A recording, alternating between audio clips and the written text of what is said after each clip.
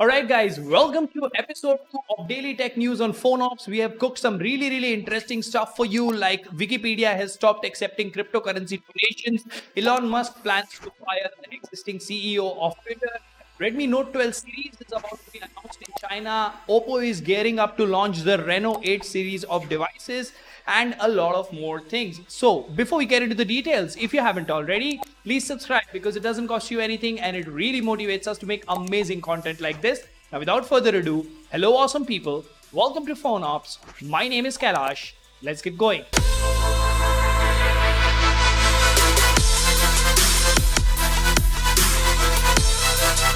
So let's see what we have here. First up, we have Wikipedia no longer accepting cryptocurrency donations. They have gone to the extent of closing their BitPay account, and they are doing this effective 1st of May. That was a couple of days back, and this has been surprisingly being done by the feedback from the community. So that is a good move, listening to your community, and I don't know how much they were making in cryptocurrency donations, but that definitely is a considerable news as far as cryptocurrency is concerned. Now moving on, May security update for Android is out. A lot of Pixel devices, in fact all the eligible Pixel devices have started getting it, but the interesting part over here is we are just on the 3rd of May and some Samsung flagships have also started getting it. For example, the Galaxy S21, Galaxy Z Flip 3 or Z Flip 3, Z Fold 3 and Galaxy Note series of devices, that is the Note 20 lineup. Now that's a commendable job by Samsung, giving security patch updates almost at the same time as Google is dropping it.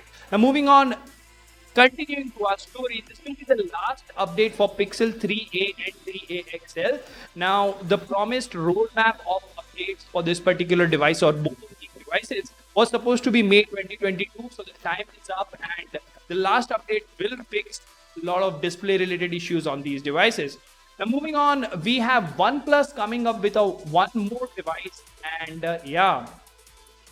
looks like they are continuing with the T series of devices. Now they are bringing it to the mid-ranger. The known device is to be the Nord 2T 5G, spotted on NBTC certification. It is supposed to come with a 50 megapixel main sensor, a 32 megapixel selfie camera, and 6.43 inch Full HD plus AMOLED display. I don't know what refresh rate that is going to carry, but from the looks of it, it might have a 120 Hz refresh rate, a Dimensity 1300 SoC. Mid-range, right? Up to 12 gigabytes of RAM and 128 gigs. So pretty decent, but the battery is supposed to be 4500 milliampere hour with 80 watt fast charging. Now, as much as I understand, fast charging is really interesting and good. Having a 5000 milliampere hour battery on these Android phones would have been really nice. Now, as I said, Oppo Reno 8 with Snapdragon 7 Gen 1 is about to be launched by the end of June in India. Now, this is the first time we're going to be looking at a device in India with a Snapdragon 7 Gen 1. We've already had devices with Snapdragon 8 Gen 1. Now, this particular phone is supposed to have a 6.55 inch OLED display with a refresh rate of 120 Hz, 4500 milliampere hour battery, and 80 watt fast charging. Now, that's pretty similar with the Nord 2T. I don't know what exactly is going on here, but it does have super fast LPDDR5 RAM with UFS 3.1 storage. So that's going to make the phone really run well. Triple camera setup on the back with a 50 megapixel Sony IMX 766 primary sensor, a 8 megapixel ultra wide, and yes, 2 megapixel sensor macro. Anyways, black, blue, and silver gradient color options. The device looks fine. If you look at the pictures, the cameras, it looks something like the OnePlus 10 Pro. Tell me if I'm wrong in the comment section. Now moving on, we have Telegram Premium on the latest iOS beta.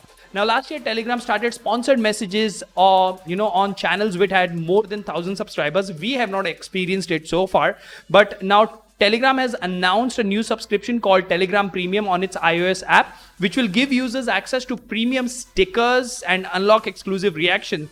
This feature is still in beta, so the prices are still unknown. Now, the hot story, Elon Musk plans to replace Twitter CEO. He has said that he is not confident in the existing management of Twitter. He did inform this to Twitter chairman Brett Taylor, and he's saying that he already has another person in mind who is going to replace the CEO of Twitter, which is Parag Agrawal, once the 44 billion sale deal is completed later this year. Let's see how that pans out. Now, there is a new tablet in the town. Redmi Pad is expected to be launched in India soon after the brilliant Xiaomi Pad launch, which was launched on 26,999 with a 860 quad speakers, a very decent 2.5K display and stuff like that. This one is going to be cheaper than that, and yeah, it is going to have a ever so powerful 765G chipset. Remember, this is still a very serious chipset, although it might be flagship, but it is the flagship of the mid-rangers is what I would say.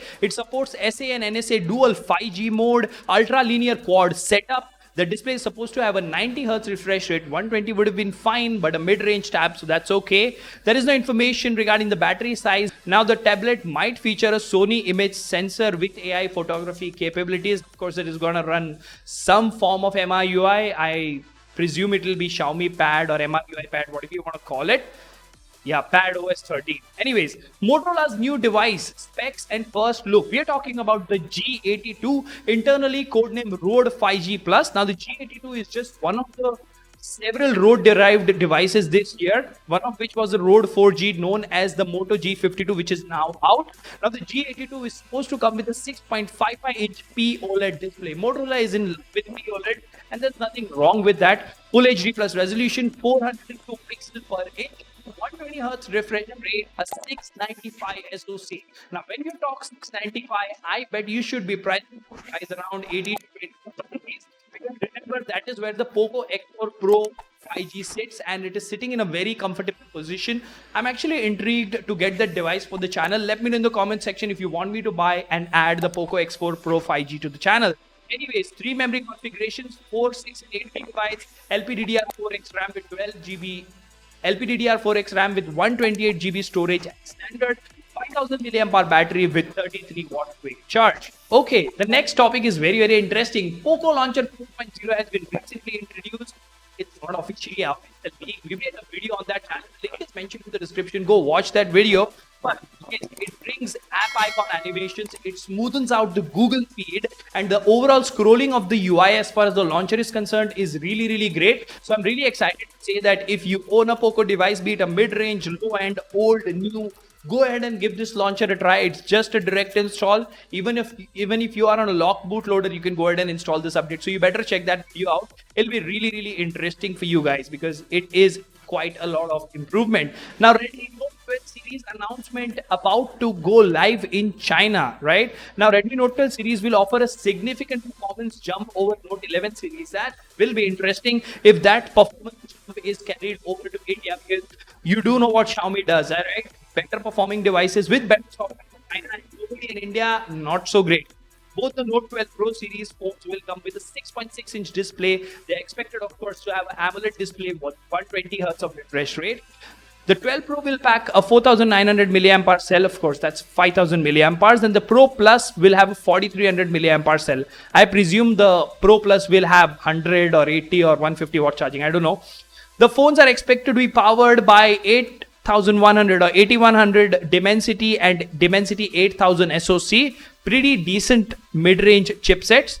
All in all, we have a lot of interesting stuff coming up every single day, and what we covered today was interesting as well. Let me know in the comment section if you want me to cover PC related news like graphics card, new CPUs, because I'm very interested in that stuff as well. And if you want anything else to be covered in news or daily tech news, let me know. Until the next one, keep smiling and take care. Goodbye.